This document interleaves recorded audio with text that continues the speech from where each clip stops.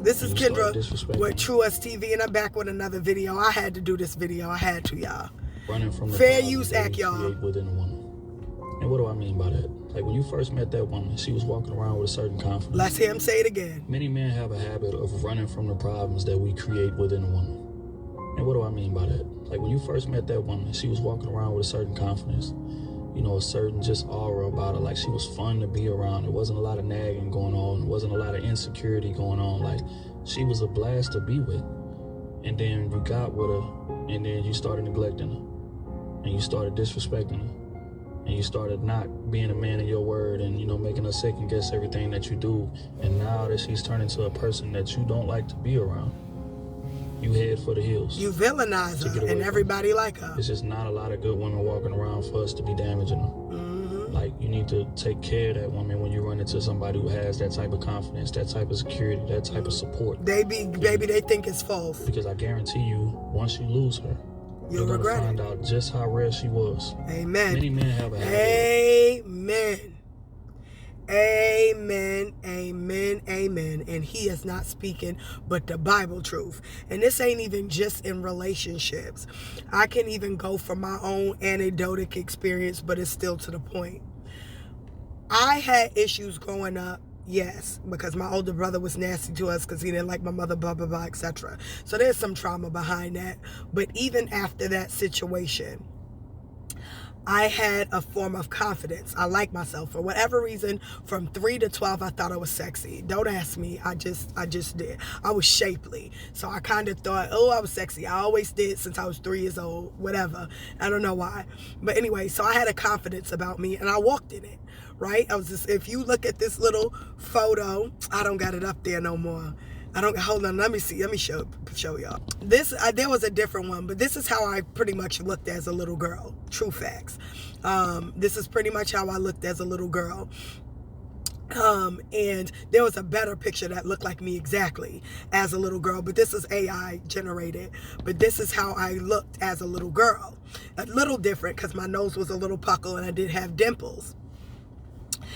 And so, going back to what he was saying, in my own anecdotic experience, so this wasn't from relationship, when I decided to go off to school in Job Corps, when I say that I was a quiet girl, I was reserved, but when you spoke to me, I was very outspoken. I was a very kind girl. I never was mean and nasty. My mother didn't raise me like that.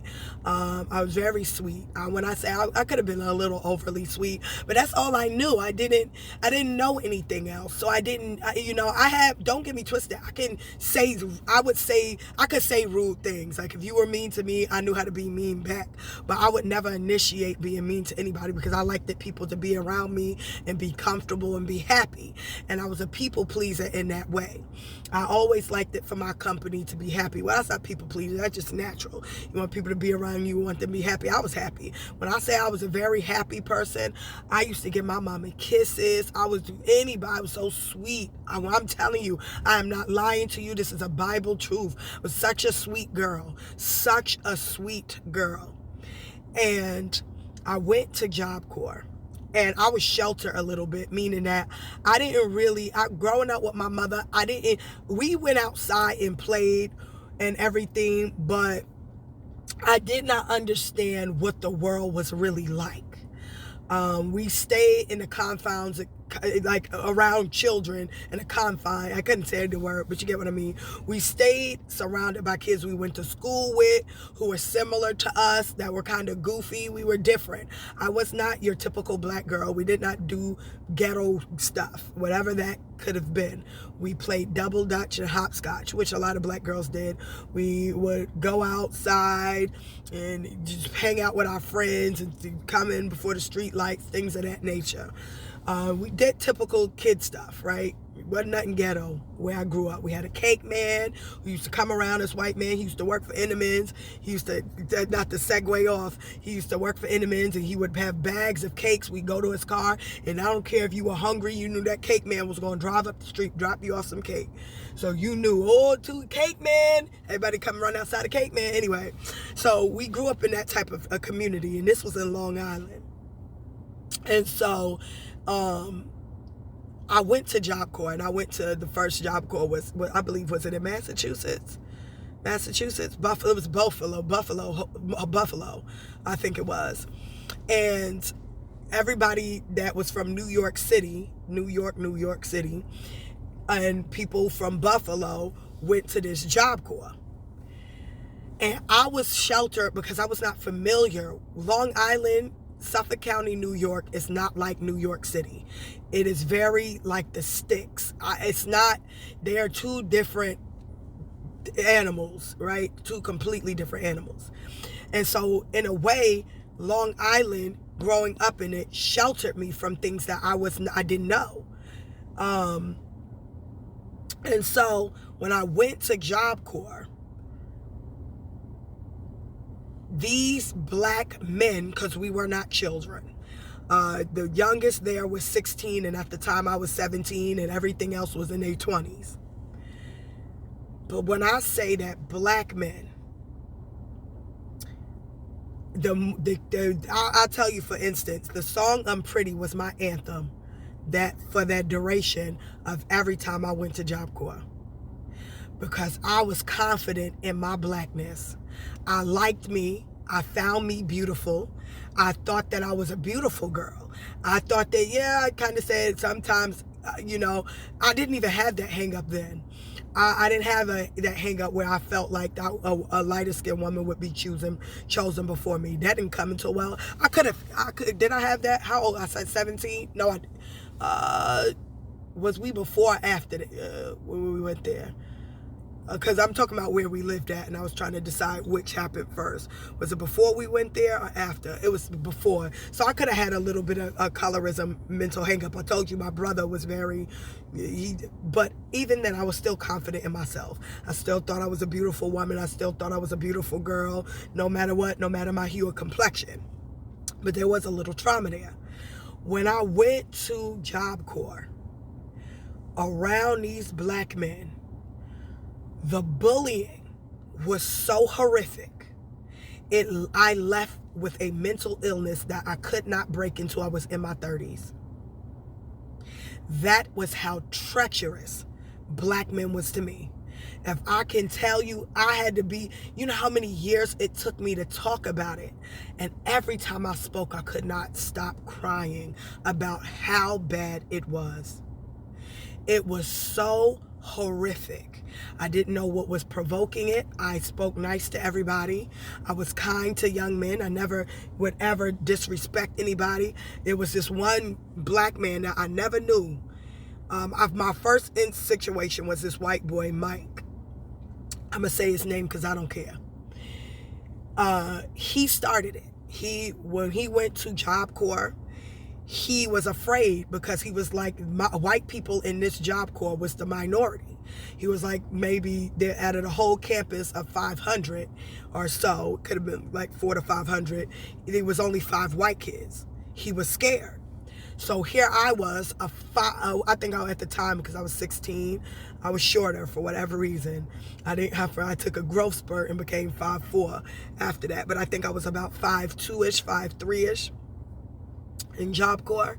And when I was 16, and I weighed about 60 pounds at the time. And I was about 16, 17. I think I was 17. And he started with me, and he wanted to use me for what, I don't know why me, but it was only us 3 of us inputs. It was 2 short, very short girls. And then it was me. I was taller than them. They were like 4'8". I was 5'4", or 4'3" or something like that. And he was about 5'6". And he started with me, right? I don't want this to be long. And he started with me, and I got mad because I didn't understand. It was unprovoked. You know, he started talking junk, and I was looking at him like, well, I didn't even know you. And we sat together on a plane, and you were nice. And he he wanted to use me because I was tall enough so that black men wouldn't bother him. He opened up a can of worms, because what he did after that, he must have been the one to speak in the ear to that black boy, now that I think about it, because that black boy hated me from then on out. I didn't do nothing. And he told every black man there to hate my guts. And they all did, and they bullied me so bad. I'm talking about putting their hands on me, trying to fight me. And I was afraid. I'm a girl. I never had to deal with no shit like that. So I learned how to disrespect men, diss them, I don't fight men, but I fought back. And I learned that I will protect myself by any means necessary, all from just being in Job Corps. I used to walk around with a knife, afraid that somebody would attack me. When I say that I left that place, I had a boy come up to me and say, "Girl, they hate you." I don't know why. And I cried that night he told me that, because I didn't know what I did. I didn't say anything mean. I was so nice. And I would be praying to God, "God, what happened? What I do?" Trying to pick myself to pieces. Maybe it's the way I dress. Maybe it's the way I look. No, I didn't do anything. And when I say that, how ruthless, every name they could call me, they would fight with me. It's to the point where God is so good and infinite in his wisdom. He taught me, he gave me an ability. I'm going to tell you now, he gave me an ability. I already had it, but he increased it. He gave me the ability to see those men for who they was and to read they ass to filth. So my defense was my mouth. The moment they got ready to fight, I would pull I don't know how I knew their insecurities. I cannot tell you to this day. But I was able to pull out everything that, mind you, I was a girl who was non-confrontational. I was afraid. I never had dealt with this stuff before. Never in my life. I got along with everybody. I mean, I had boys here and there say stuff because they like me, but my mother didn't never teach me that somebody that talk about you like you. You know what I mean? She told you you believe them the first time, right? My mother didn't raise us like that. So I never experienced this type of torment. I never. And so I didn't know what to do with it. I was afraid. But I couldn't lay down and die. And so it was, I decided that day, and I had to let God know I have to defend myself. And if it means going to jail for murder, that I killed somebody, I gotta do something about what is happening to me. And so I would walk around with a knife. I went to the cafeteria one day, and they give us, they don't give us sharp knives, but it was sharp enough, right, to do some damage. And so I got that knife. But then what I did was, when they gave us a stipend, I would go out to one of the stores and I bought me a real, back when Family Dollar used to be a thing, and I got me a real knife.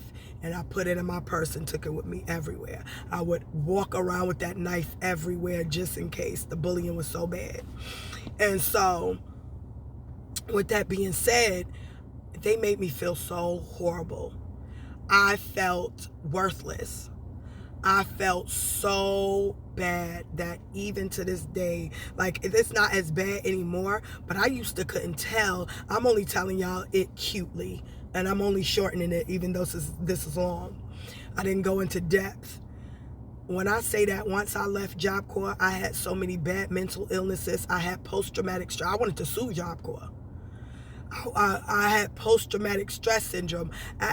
It was so bad, the torment was so horrific. I left with mental illness. I was so paranoid. Anything, I would snap when somebody would say. I used to never be. I would snap. Couldn't handle anything. And I couldn't talk about the abuse. It was so bad that all I could do when I decided to talk about it was cry, because I didn't know what to do. It left me, it stifled me in a way. And I had a fear of black men, and I hated them. I remember saying how bad I hated them. I declared it that I would never date a black man again. Hated them. So what he is saying about black men is so true. The damage that you guys do, that it goes, and the thing that make me mad is the men who did that to me. They want to be friends with me on Facebook. One of them, I told you, but get out of here. Get out of here, because they were throwing stuff at me because of you. Get up away from me. Don't you dare come back and talk to me like we friends. I don't know you, and I don't care. You left me traumatized. I don't give a damn what you were talking about. I had to learn to forgive you in my heart. I don't want to be your friend. I don't even like most of the people that I'm friends with on Facebook, because all of them played a part. Even the women.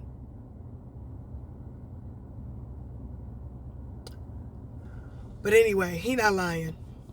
This is Kendra Truist TV. Like, share, and subscribe, y'all.